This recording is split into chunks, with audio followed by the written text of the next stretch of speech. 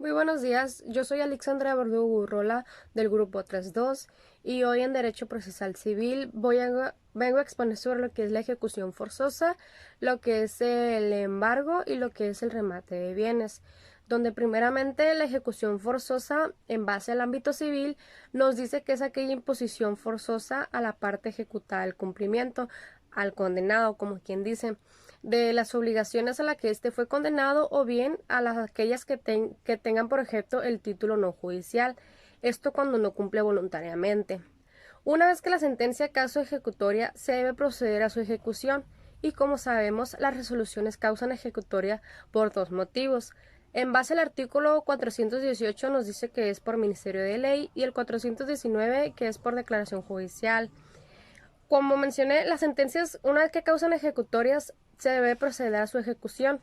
En esto, el juez señalará al condenado un término improrrogable de 5 días para que éste cumpla voluntariamente, a excepción de que ya haya iniciado el procedimiento de ejecución. La ejecución solamente procede sobre cantidades líquidas, pues de lo contrario, debe iniciar el proceso de ejecución con la liquidación de los conceptos que fueron motivo de la condena. El término para ejecutar una sentencia es de 10 años, los cuales cuentan desde el día en que se venció el término judicial para el cumplimiento voluntario del demandado. Desde el día, como quien dice, que tenía señalado su cumplimiento, desde ahí empieza a correr el transcurso para que se hagan los 10 años. Y en caso de que el demandado no cumpla voluntariamente con la condena impuesta, entonces el juez debe ordenar el embargo de bienes y posteriormente el remate de estos. Y todo es en base a los términos de la ley. El embargo lo vemos del artículo 529 al 558 y los remates del 559 al 592 del Código de Procedimientos Civiles, que es un tema que ya tocaremos a continuación. Entrando al tema del embargo, el embargo se puede definir como la retención por una orden judicial de un bien perteneciente a una persona denominada deudor, para que de esta manera aseguremos la satisfacción de una deuda, el pago de las costas judiciales o bien el pago de la responsabilidad derivada de un delito. Para que este embargo proceda, es necesario que se decrete el auto de ejecución, el cual tendrá la fuerza de un mandamiento en forma. Y para tal efecto se necesita que previamente el actuario haya requerido de pago al deudor y no verifique el mismo en el acto de la diligencia. Solo así es que se procederá a embargar los bienes suficientes, de tal manera que cubramos las prestaciones demandadas o fijadas en la sentencia. No es necesario que el actuario haga el requerimiento de pago previo, pide el requerimiento de pago previo cuando se trata de embargo precautorio, ni cuando se ejecuta una sentencia y no es hallado el condenado. En el embargo, quien tiene el derecho de designar, de elegir qué bienes podrán embargarse, le corresponde al deudor, a la persona a quienes se les embargarán sus bienes. Y solamente con la excepción de que éste se rehúse a hacerlo o que esté ausente, es que podrá ejercerlo el actor o bien su representante, pero siempre deberá sujetarse al orden establecido en el artículo 530 del Código de Procedimientos Civiles, de la fracción 1 a la fracción 9, donde primeramente tenemos desde aquellos bienes que son consignados como garantía de la obligación que reclama, que no es más que nada aquello que se está solicitando. Desde eso podemos ir embargando o bien llegar hasta los sueldos, comisiones y créditos de la persona. Siempre habrá un orden y hay entre las 9 fracciones otras cosas más que pueden ser embargables antes de llegar a esto.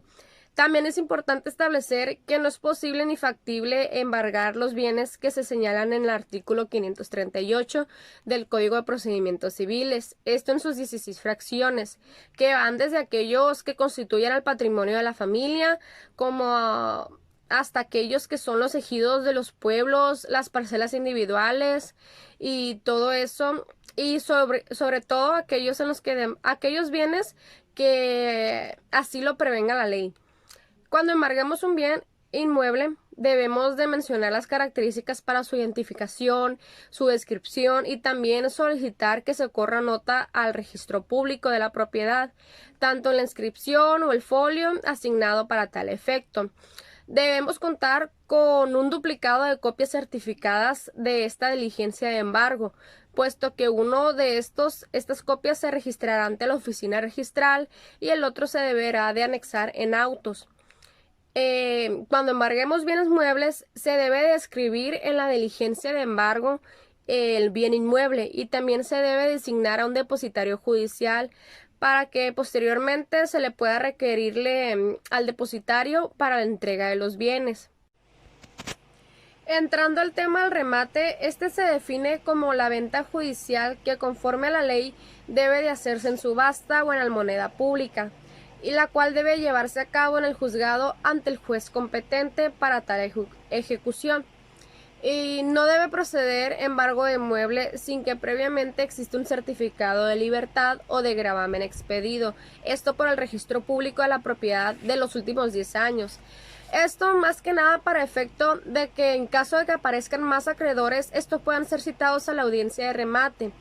También es importante llevar a cabo el avalúo de bienes inmuebles y de muebles en los términos del artículo 564 para poder así sacar a remate sin ningún problema.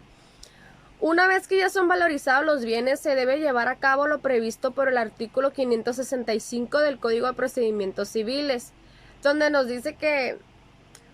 justipreciados los bienes, si fueren raíces, se anunciará su venta señalando día y hora para la almoneda por medio de edictos, los cuales se publicarán por una sola vez en el periódico oficial del Estado de Sinaloa y se publicarán 2 veces dentro de 9 días en 2 de los periódicos que tengan mayor circulación en el mercado, aquellos comerciales.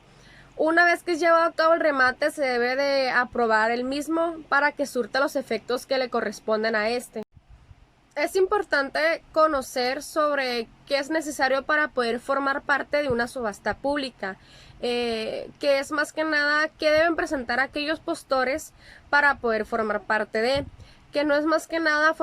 presentar por escrito su postura y consignar previamente una cantidad igual o por lo menos del 10% de la postura legal. Este escrito de postura debe contener los requisitos que se mencionan en el artículo 571 del Código de Procedimientos Civiles. El día y hora que son señalados para el remate deberá de darse inicio tomando lista de aquellos postores y se deberá de verificar que cumplan con los requisitos del artículo 571.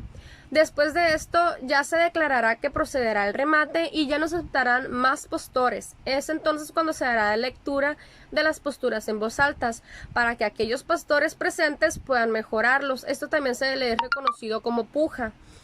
Entonces el juez decidirá cuál es la procedente y después de hecha la declaración de la postura preferente, el juez preguntará si la mejoran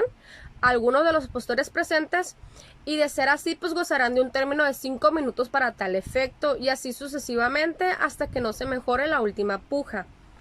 Dentro de los 3 días siguientes al que hubiese quedado fijado el remate, el juez de oficio revisará el procedimiento de ejecución y dictará auto aprobando o no el remate. En caso de que no existan postores, el ejecutante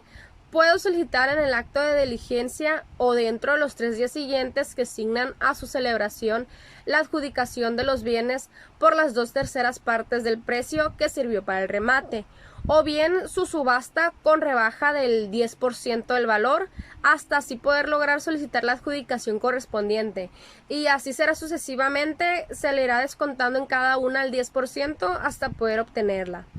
Una vez que se ha aprobado el remate, el juez, en los casos de bienes inmuebles, deberá de otorgar la escritura de adjudicación y una vez que le es puesta a su disposición, ordenará el desalojo y la puesta en posesión del ejecutante o adjudicante del inmueble respectivo. Eso es para los bienes inmuebles. Ya en el caso de los bienes muebles debemos de observar lo que nos prevé el artículo 592 del Código de Procedimientos Civiles, donde primeramente se anunciará su venta por medio de edictos que se publicarán fijamente y diariamente durante 3 días consecutivos en la tabla de avisos del juzgado y en la secretaría del ayuntamiento. Y en su cuarta fracción nos menciona que si en la moneda no hubiese postores, se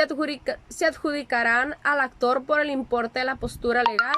los bienes que elija y basten para cubrir sus créditos y las costas.